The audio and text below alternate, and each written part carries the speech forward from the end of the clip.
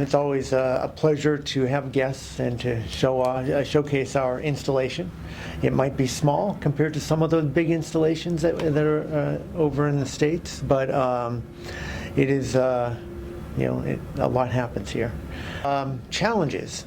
Well, really, we focus on our mission. So our mission here is to provide base operations and services to our soldiers, our families, other service members, and then to enable the units here to do their mission. The good thing about Puerto Rico is you have a population here that is very giving.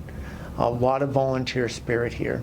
And that's what we are. I mean, the military is a volunteer organization. All volunteer force is what we call it.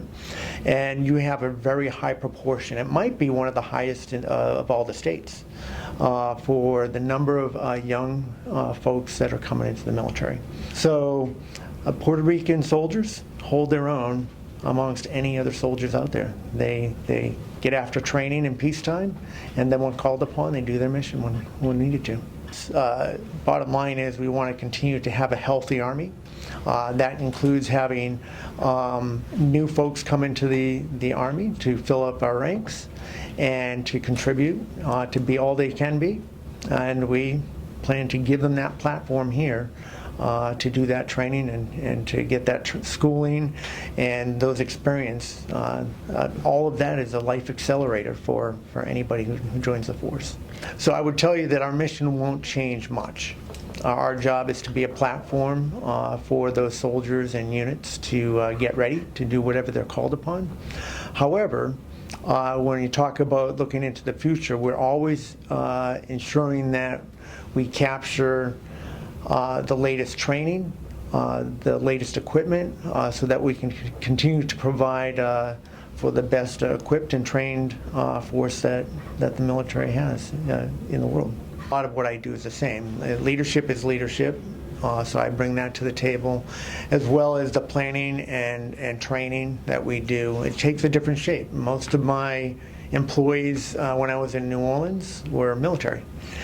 Here, most of my employees are civilian. And so that's a dynamic that a lot of military don't necessarily experience in their career. I've been fortunate because it gives me a different outlook, but our civilians are every bit the professional as our uniform force, and in some cases they have to try harder because many of them did not serve prior military. Some did, and some did not, and so they have to learn a military culture on top of their civilian culture, and conversely, I'm learning a little bit about the civilian culture. So it's another dynamic that, again, I find challenging, I find rewarding to work here. I think we're very well postured to get there. One, we have the professionals I told you about in our civilian workforce, and we actually have a decent spread from an age range, capturing I think all three, maybe all four generations right now, which is great because that diversity gives us a perspective that we wouldn't have if we were one-sided or the other.